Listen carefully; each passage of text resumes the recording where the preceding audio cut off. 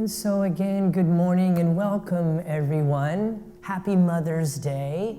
I would like a little shout out to my own mother, Nancy Jo, who's watching from the safety of her home. She remains at home in safety, not so much because of the pandemic, but as she claims, because of my driving.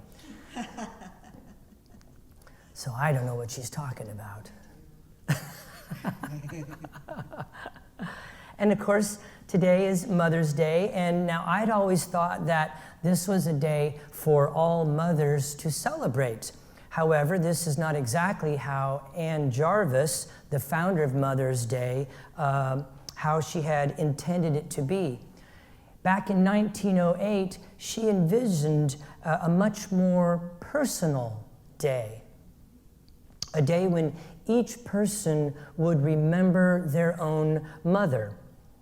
And you can actually see this reflected in the name itself. Mother's Day is a singular possessive. Mother's Day, the apostrophe's on the inside instead of on the outside. It's not the plural possessive, so it's not about all mothers. It's a much more singular possessive. So the difference is merely the placement of the comma there. So rather than a day for all mothers, it is instead a day for each of us to remember our own mothers.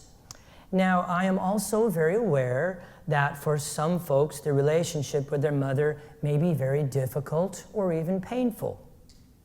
And so the invitation today is to bring to mind a person or a being, could be a coworker, a nanny, a teacher, a neighbor, perhaps even an animal or a pet that has made you feel the sense of nurturing, that sense of unconditional love. No matter what the scenario, the situation, this soul has embodied for you, for us, the divine feminine.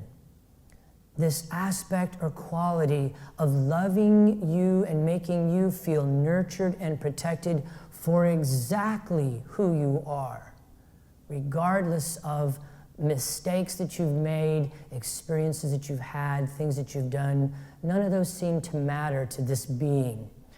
And so the invitation, as I said, is to bring to mind that person and allow that person to bring up within you that feeling of nurturing, of love, of unconditional acceptance that is usually associated with mom. So today what I'd like to do is I would like to invite you to practice with me as we take this idea of celebrating a personal relationship with the divine feminine, with mother, or with this being that has become that idea of mother for you. I invite you today to practice with me as we take this into more of an experiential level.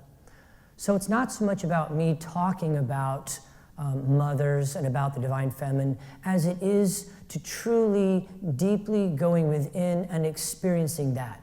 And the reason why is because so often we have this mindset of what a mother should be, of what a mother should do and say, and how they should have been there or should be there. We have all this criteria, and that's not it. It's not what this is about. That's all conceptual. That's all just intellectualizing. That's the mind, again, grasping for external ideas about who and what a mother should be. Instead, our practice invites us to experience the divine feminine and to experience the gratitude in our hearts for those beings who have manifested that for us, who have shown that to us. In many cases, it's probably your mother, but for some of us, it might be a different person, a different being. And so to that end, I invite you to close your eyes, to prepare yourself Perhaps shift your posture if necessary. And take a little time to go within as I guide us through an experiential aspect or way of experiencing Mother or the Divine Feminine. So taking a conscious breath, holding that for a moment, releasing slowly. Allow the body to relax, to become spacious and gentle. Maybe do a quick body scan, looking for any areas that might be tense or rigid. Perhaps even the idea of mother for some people might have a contraction. Maybe not because there was something wrong with mom, but maybe because she's not able to be present with you today. That might bring up a contraction in the body. Instead, find that and release it. It's not necessary. It is possible for us to be with mom regardless of the boundaries of skin or walls or distance, because mom is in the heart. Breathing, relaxing. And so now the intention is to bring to mind an image of that person that brings out that quality of absolute acceptance, who has nurtured you, cared for you, protected you, made you feel whole, complete. Allow that image to arise in your mind. Whoever this being is, there are no shoulds, there are no shouldn'ts. There's only the reality. There was a person that brought this into your life, who showed you what nurturing and unconditional acceptance feels like. Once you have done that, the invitation is to allow the image to dissipate and just notice the feeling in your heart. It should feel warm, expansive, very bright, unconditional, boundless. This is the feeling of the Divine Feminine. This is the gift that has been given to us because someone has shown us this aspect of the world. Stay with this feeling. Don't let the mind get involved by trying to come up with scenarios or shoulds or shouldn'ts or whys or why nots. Just stay with the feeling. Bright, warm, expansive. Let it radiate throughout the body. And though we may be using a memory to access this, the feeling is very much a present moment experience. And it is always with us. It comes from our own Divine Feminine. It has always been there. But as usual, it takes someone to show us that we have that quality. Oftentimes, it is our mother. But it may be a being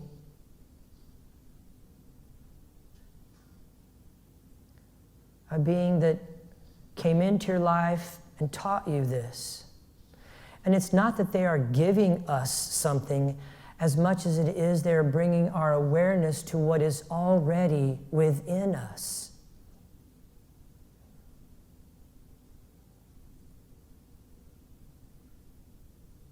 This is the gift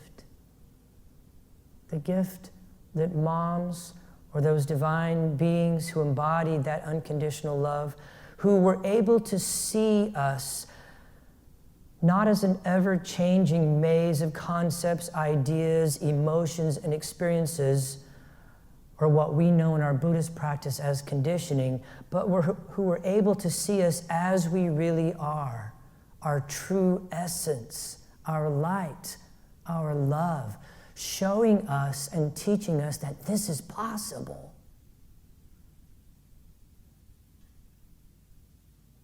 And when we can see ourselves through their eyes, we can find comfort in that beingness. And we no longer need comfort from external things, money, objects, accomplishments, other people, places, things, or daydreaming about a better life. No, it's right here, right now.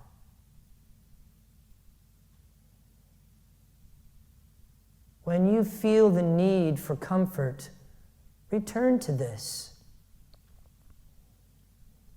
First, bring up the image of this being, whether it was mom or someone else. And remember what it's like to feel that. And then release the image and let your heart radiate this warmth, this light, this love, this unconditional acceptance.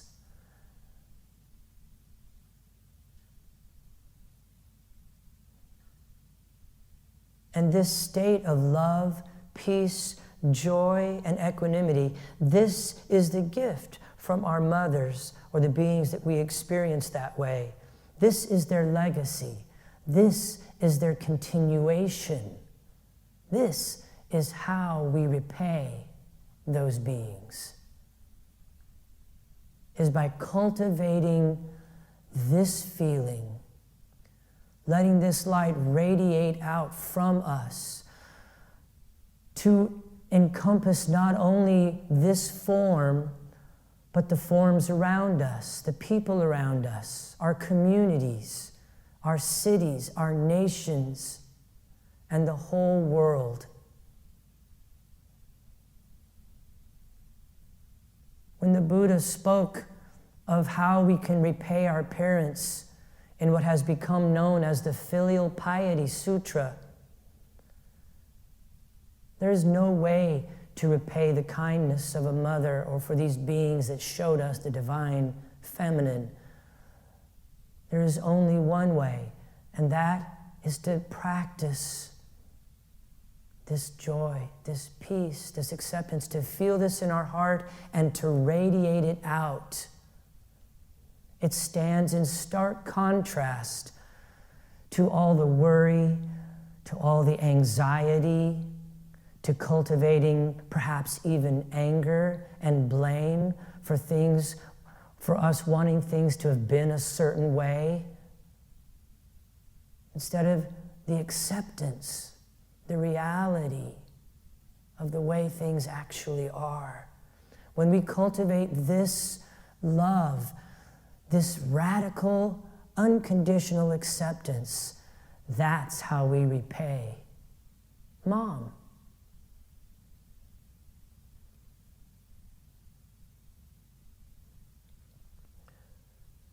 And so as we take a conscious breath together, holding for a moment and releasing, I wanted to share with you a beautiful article I came across in the Huffington Post where they asked people to define motherhood in 100 words or less. And so I wanted to share one or two of these with you. So one person writes, "Foster parenting has been the most challenging experience of my life. The uncertainty, the courtrooms, the restrictions, the tears, both hers and mine. Every day I think, I can't do this. And every day I think, there is nothing I would rather do. Loving this child who isn't biologically mine is effortless. It is love that came immediately and has become indestructible. It is pure magic. Yesterday, she hugged me so tightly, and I hugged her back so tightly. And in that moment, I felt indescribable gratitude for the woman who brought her into this world. For in her own way, she is magic too. Another person writes, I'd like to tell you what motherhood means to me, except it's challenging to sit at my desk while my pockets are full of rocks. In the 4 years I have spent as a mom, that's what I've become. I am the rock holder. My pockets are heavy with rocks. Rocks sag in my backpack and they clunk in my coat.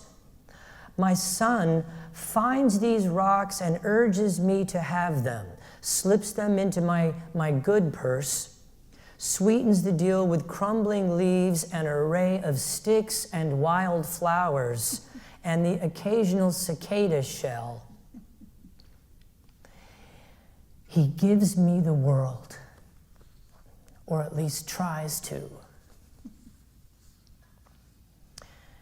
And another person writes, my daughter was born almost 3 months early. The time she should have spent curled up, protected inside, was spent outside in an incubator. She came home, grew, thrived, and became a cuddler. Sometimes she smashes herself against me. Other times she extends a hand or a foot for a light connection. I don't want her to remember the fights over shoes or empty threats I made in frustration or the disappointments over being young. I want her to remember the feelings of pressing her back against my chest or climbing into my lap and for a short time being totally protected. This is what we do when we cultivate awareness of that aspect within us to love unconditionally, to care for, nurture, and protect ourselves as well as those around us, for who we are and for who they are. Seeing their light even when they sometimes cannot. And so, regardless of the circumstances, it can bring great joy and awakening for us to foster and grow appreciation for those who have shown us the way. And for that, we are grateful. And with that, I wish you all a happy Mother's Day.